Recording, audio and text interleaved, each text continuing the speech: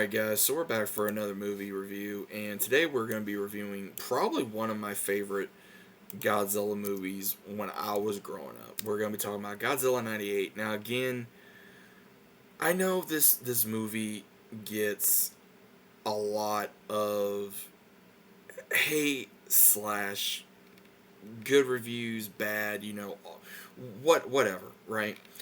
And I remember seeing this a lot when I was a kid. I loved this movie when I was a kid. The reason why I love this movie is because not only did it go into the series, the animated series, which I watch off and on, but again, the entirety of this film is, I would say, if you didn't grow up with Godzilla, like some people did, or I did, or whatever. Now, again, this has Matthew Broderick in it. We got a very young Vicki Lewis in here. We have some other characters in here as well. We got Kevin Dunn in here. We got Maria Pietro. I can't even say her name correctly. But the entirety of this movie is we have Matthew Broderick playing Nico Totopoulos, or Totopoulos, however you pronounce it. He is a scientist, and he gets recruited by the military to find out about this unknown creature. And what happens is this creature has been destroying fishermen ships, and then gets related to be shown as a massive lizard dinosaur, pretty much. And it gets named Godzilla because that is what one of the fishermen that saw him gave the name for. Now, again, we see possibly two different Godzillas in here. And what happens is we see that it's been trying to feed and possibly gain a nest as well. And during the entirety of the film, we see where they're trying to find out a way to stop Godzilla. They can't find a way to stop him. From the military means to any other means, they come up with all areas. And again, this is in New York, so using the sewers, using the bay, using whatever, right?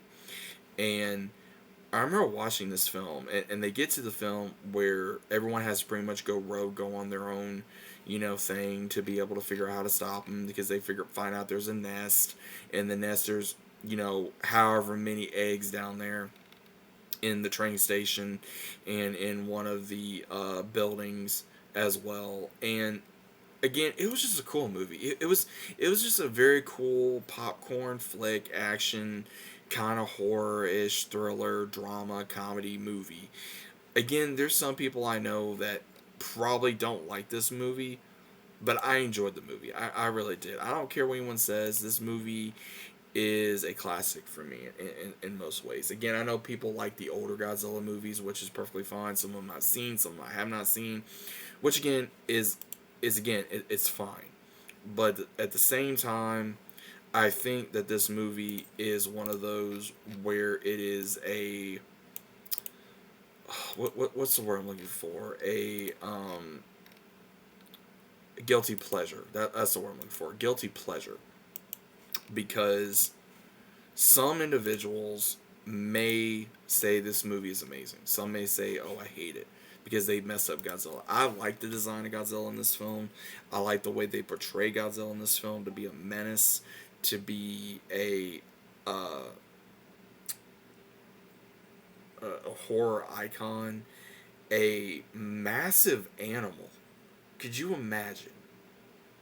You're in New York during the late 90s, or now, and you see this sucker going through New York City, and you're anywhere in the world you can see this, or you're driving on a bridge and next thing you know, something like that just comes out the water.